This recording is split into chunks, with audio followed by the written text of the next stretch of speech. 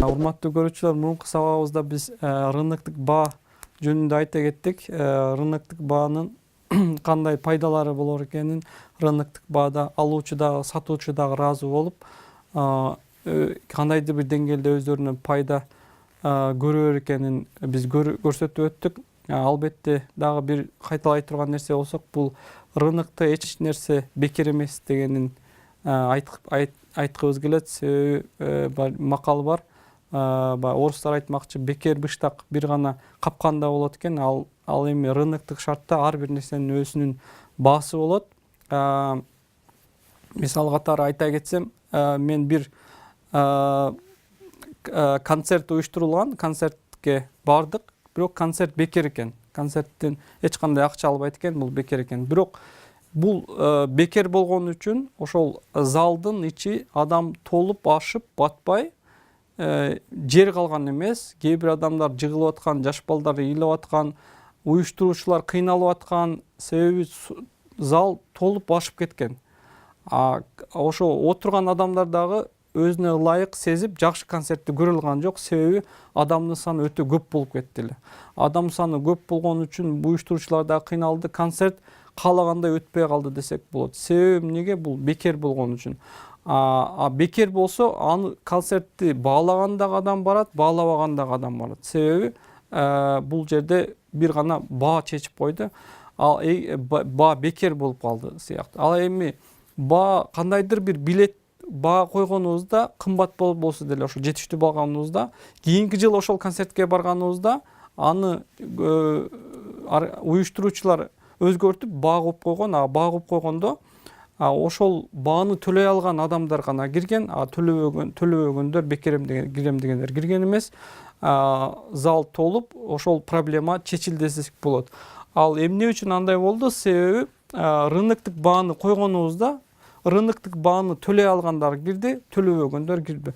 Кимдер төлөйт? Ошол концертке, ошол ырчыга же ошол куудулга же ошол уюштуруучуга кызыккан, ошону баалаган адамдар гана кирет. Баалабаган, ошол рыноктук бааны мен бере албайм деген алар кирген жок. Ошол шартта концерт жакшы өтүп, жакшы проблемалар чечти.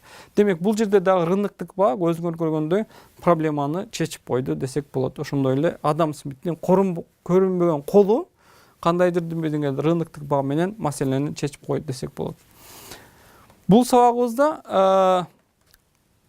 сабагыбызда талаптын жана сунуштун өзгөргөн убагында баага кандай таасир тийгизет дегенди, рыноктук баага кандай таасир тийгизет дегенди көрмөкчүбүз. Бул жерде мисал үчүн биринчи баабыз бул жерде мен P1 деп баа 1 дедим. Бул жерде ошол өндүрүлгөн жана сатылган товардын көлөмүн көрсөткөн Q1 деген саныбыз. Бул жерде бул баа менен, рыноктук баа менен буну алып сатып жатканбыз. Бул D деген бул эмне? Талабыбыз көбөйүп кетти. Талап өстү. Талап качан өстү, качан өсөт? Биз жогоруда айтып кеттик, киреше болгондо, табит өзгөргөндө, же альтернативдүү баалар болгондо сыяктуу кандайдыр бир себептен баа талап, ошол товарга болгон талап өсүп кетти. Талап өскөндө эмне болот? D1 D2ге жылат. Талабыбыз өстү. Талабыбыз өскөндө жаңы тең салмактуу баабыз сунуш менен талаптын кесилишкен жаңы жеринде болот. Бул экинчи тең салмактуу жаңы тең салмактуу. Себеби эмне болду? Талап өстү. Бул жерде жаңы жерин караганыбызда P2ге жылды. Баабыз кымбаттап кетти. Бул жерде Q2 болуп өндүрүш дагы көбөйдү. Жаңы тең салмактуубуз бул жерде чыкты. Демек, бул жерде талап өстү. Бир товарга талап өскөндө баасы кымбаттады. Ошондой эле сатып алгандар менен алуучулар менен сатуучулардын саны дагы көбөйдү. Эми бул Q2'де сунуш дагы өстү. Сунуш кайсы себептен өстү дей турган болсок, сунуш баанын себебинен өстү. Демек, биринчи эмне болду? Биринчи талап өстү. Талап өскөндө сунуш өзгөргөн жок, сунуш жылган жок, оңго же солго жылган жок. Сунуш кандай өстү? Сунуш талап өскөндө баа кымбаттап кетти. Баанын кымбаттоосу ким үчүн жакшы? Өндүрүүчүлөр үчүн жакшы. Себеби кымбаттады, мен көбүрөөк чыгарайын деди. Демек сунуш дагы көбүрөөк чыгарды. Баанын негизинде Адан 1ден 2ге жылды сунуш, талап болсо кандайдыр бир башка фактордун негизинде талап не болду экен? Жылды. Жылганда биз көрүп атабыз, баа кымбаттайт, өндүрүлгөн товардын саны жана көлөмү дагы, сатып алынган саны жана көлөмү дагы не болот экен? Көбөйөт экен. Экинчи графабызда талап кандайдыр бир себептен негизинде азайып кетти. D1 D2ге түшүп кетти. Мурунку биринчи баабыз, тең салмактуу баабыз P1 эле, Q1 эле эмне болду? Мисалы үчүн адамдар бир товарды албай коюшту, же болбосо анын зыян экенин көрүштү. Биз албайбыз деп чечти, элдин баары албай койгондо ошол товарга эмне болду? Талап азайып кетет экен. Ошол товарды. Же болбосо мисалы үчүн мамлекет айтты, сатып алууларды бир гана сом менен жасайсыңар, доллар менен же евро менен жасаган болбойт деди.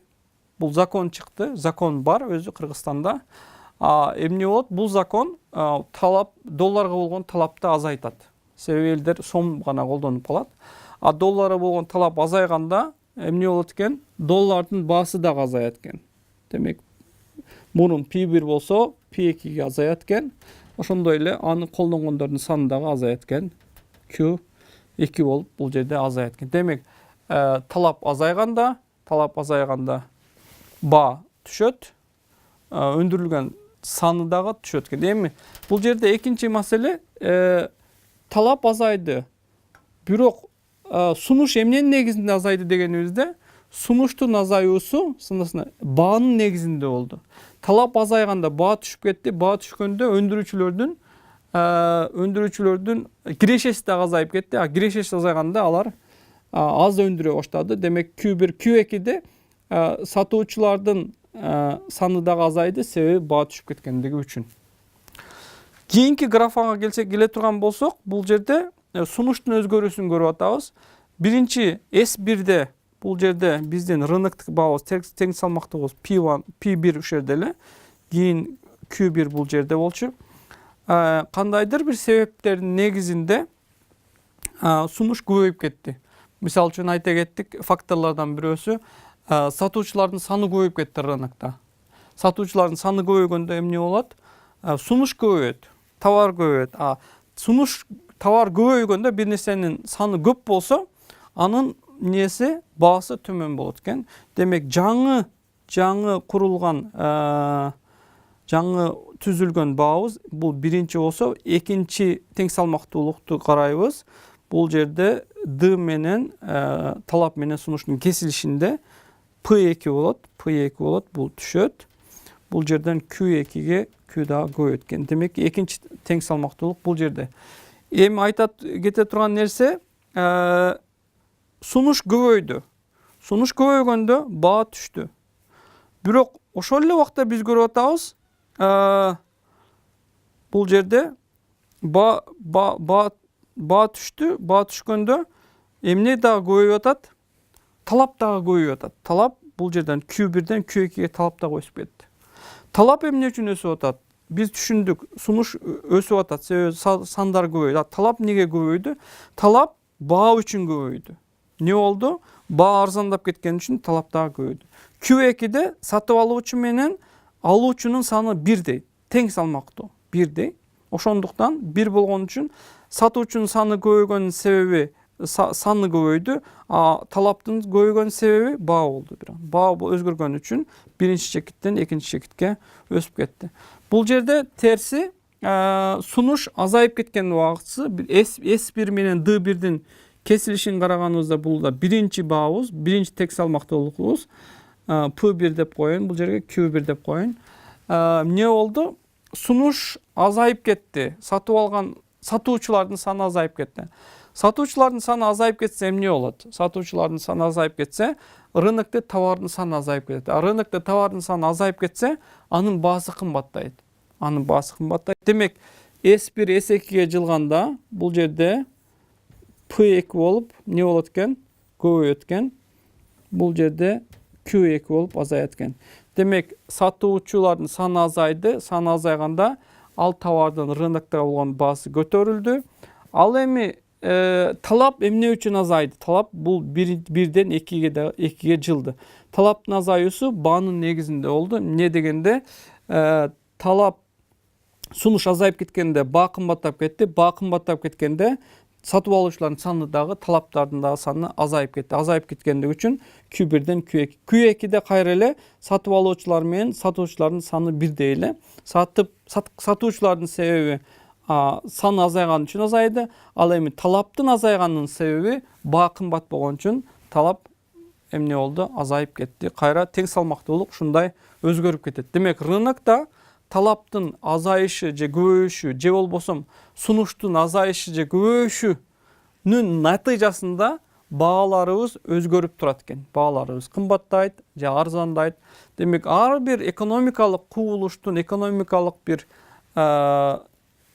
нерсенин аркасын караганыбызда сөзсүз түрдө баанын өзгөрүшүндөгү эң негизги себептердин бирөөсү талаптын өсүшү же азайышы, сунуштун өсүшү же азайышы болот экен. Эки жактан карап чыгып, анализдеп, негизги себептерин биз түшүнсөк болот экен. Кийинки графада азыр биз дагы татаалдаштырабыз. Талап дагы, сунуш дагы жыл сайын эмне болот? Кандай таасирлерин тийгизет? Аны кийинки графаларда көрсөтөбүз.